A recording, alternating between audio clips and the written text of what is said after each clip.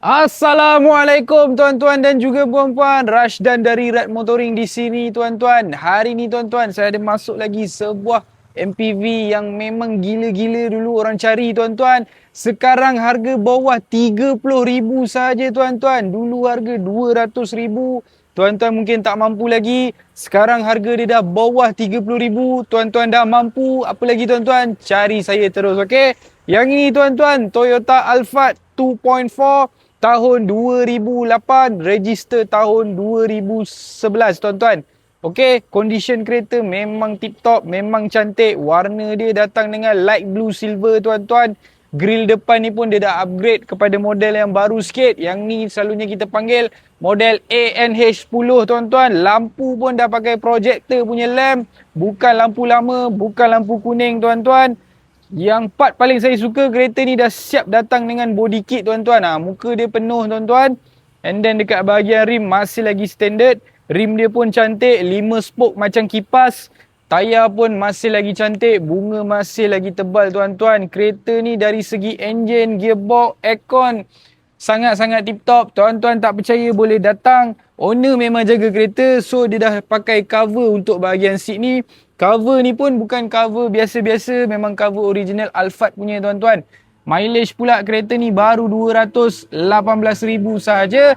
Dekat bahagian tengah ada reverse camera, and then dekat bahagian steering dah ada multi-function punya steering. Tuan-tuan nak connect Bluetooth, nak call orang, nak buka radio, nak on Bluetooth, semua tak ada masalah tuan-tuan. Kereta ni boleh bagi macam-macam dekat tuan-tuan, okey? And then dekat sini tuan-tuan boleh tengok, dah siap datang dengan automatic power door tuan-tuan. Kiri kanan ada automatic power door tuan-tuan. Bahagian seat passenger pun sangat-sangat luas. Okey, masih lagi kemas sebab dia jaga dia punya kulit dalam ni tuan-tuan. Fabric seat dia masih lagi terjaga sebab dia pakai cover ni tuan-tuan. So itulah kelebihan dia tuan-tuan. Okey, tuan-tuan tengok saya tutup pun sangat-sangat smooth lagi. Tak ada sangkut-sangkut. Motor masih hidup tuan-tuan orang kata. Okey. Kereta ni memang sangat-sangat baik untuk tuan-tuan yang sedang mencari MPV 7 seat, 8 seat.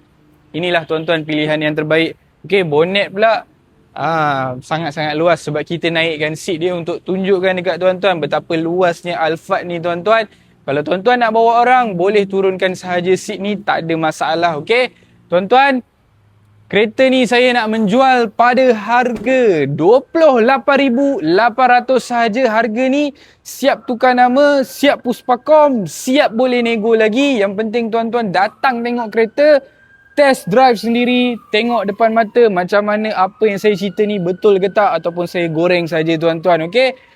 Ni belah kiri pun ada power door tuan-tuan. Kiri kanan hidup, tak ada masalah. 28,800, siap tukar nama, siap puspakom, standby road tax dan insurans sahaja. Road tax dan insurans 2.4 dalam 1,002 ke 1,004. Tuan-tuan minat, tuan-tuan call saya, Rashdan dari Rad Motoring. Boleh terus walk in pun boleh. Assalamualaikum.